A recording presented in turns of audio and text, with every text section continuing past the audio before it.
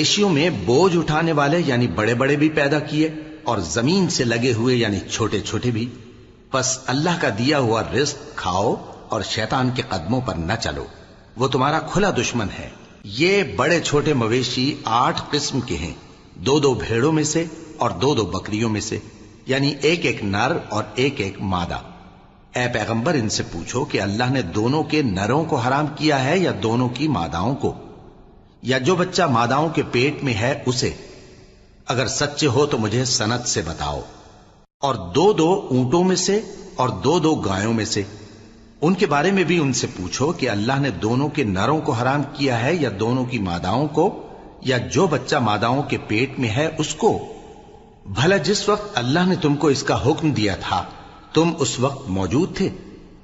اب اس شخص سے زیادہ کون ظالم ہے جو اللہ پر جھوٹ باندھے تاکہ بے جانے بوجھے لوگوں کو گمراہ کرے؟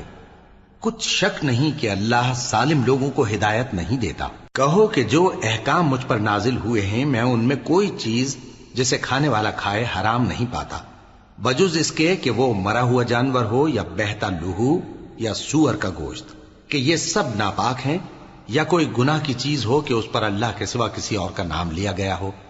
اور اگر کوئی مجبور ہو جائے لیکن نہ تو نافرمانی کرے اور نہ حد سے باہر نکل جائے تو تمہارا پروردگار بخشنے والا ہے، مہربان ہے.